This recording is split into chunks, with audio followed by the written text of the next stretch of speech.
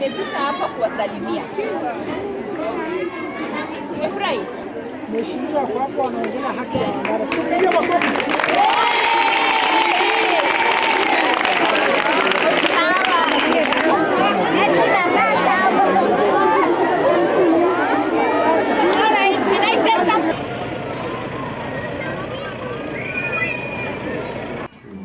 Salam. Tulifanya naye kazi bwana. Sio kama nikumbuka. Nakumbuka. Yes. So, thank you very much. Alright. Mheshimiwa, we are also inspecting. Nasema watu wengi wasiingie. Yeah. Mheshimiwa karibu.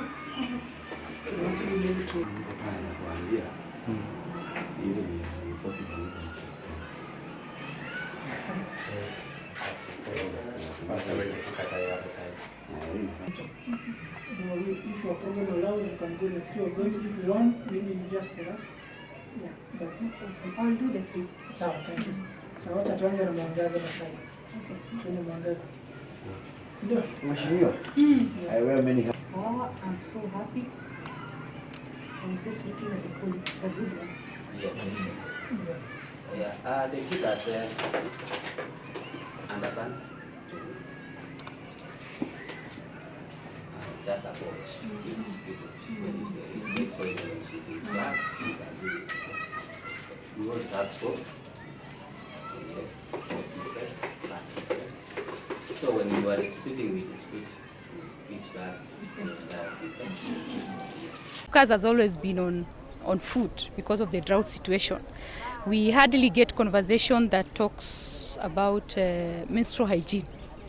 And menstrual hygiene cannot be complete without provision of sanitary pads. We do understand Ministry of Education is mandated to provide sanitary pads to schools, but I think the challenge has always been delay. It is unnecessarily delayed. Right now, since we've opened the school, they are yet to receive sanitary pads. I think the last consignment that they received was from my office. So Isiolo County is yet to receive any piece, and I want to thank our partners, LVIA, for supporting this agenda of ensuring that there is hygiene and there is good care when it comes to menstrual space and conversation that we are supporting. So beside that, of course, because of the drought situation, we always face the challenge of food security even within our schools. It's not just at household level, it also happens at school level. And we've had cases of where students or learners disappear from school to look for food at home. They still get back from home disappointed because they could not get something to eat even at home. So you can imagine food insecurity is at home and at school level. So what I'm trying to do, I've talked to Department of ASAL this morning, and it is a request that I made some 2 weeks ago to the President that he gets some food for us, specifically Isiolo County, so that I'm able to distribute to schools. So this morning I got a call from the PS. He said that food is available. There is a consignment for household, and the special request that I made for schools, so that by next week we'll be able to identify the most vulnerable schools that are highly populated, then distribute to those ones. Just to give them a push as we wait for Ministry of Education again to procure food that needs to go to our schools. That is where we are. I know the challenges are too many. We are trying our best as leaders to see how much we can support. And for me, you can always trust and put confidence in me when it comes to it. Yeah, I think, of course, because of the competing interests, there's always that target, and it always happens to where agenda of women is. But I think as MPs, we've agreed that we will be very keen to ensure that that doesn't happen. They can take away anything, but not sanitary pads. For sanitary pads, we can only do more. We can't take away the gains that we've made so far. The ministry and the mandate they've been given to provide sanitary pads to schools, it looks like they are overwhelmed. They are not able to do it on time. They are not even in a rush to see that it is needed, and they've always taken their sweet time to procure those sanitary pads. But I think as women MPs, we are concerned, and we've shared this with the president, and he's agreed with us that this is something that women MPs can actually take a lead on.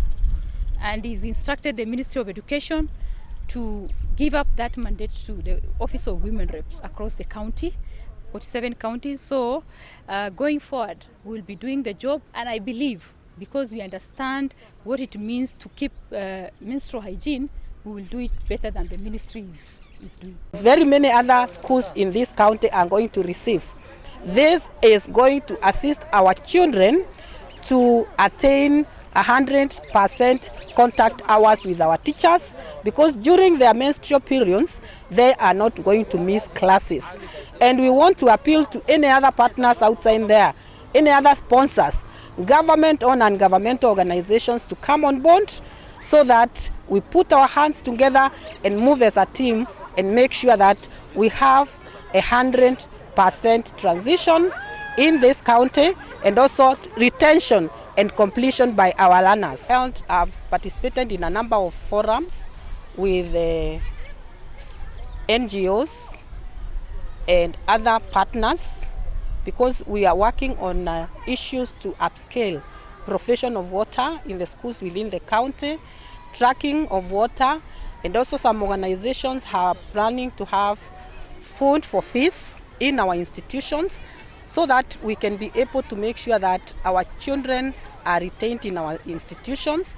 And we are also mopping up the students so that we can make sure that we have 100% transition. Despite the drought situation in this county, there is a lot of effort, especially on provision of food, provision of water in our institutions, and I believe that all these are going to bear positive results.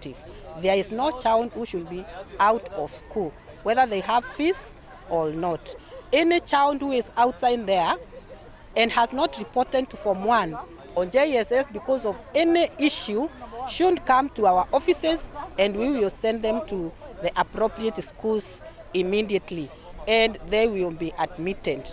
And the ministry has strongly communicated to all of us and all the head teachers in our institutions that there are no levies that should be charged, especially in the junior secondary schools. So any institution that is charging anything, though we have not found any in Isiolo, should stop immediately, because that is the government's position. No extra levies should be charged to any junior secondary school learners. If there are new uniforms in the schools and the parents are not able to afford the new uniforms, these children should be admitted and start learning with their own grade 6 uniforms.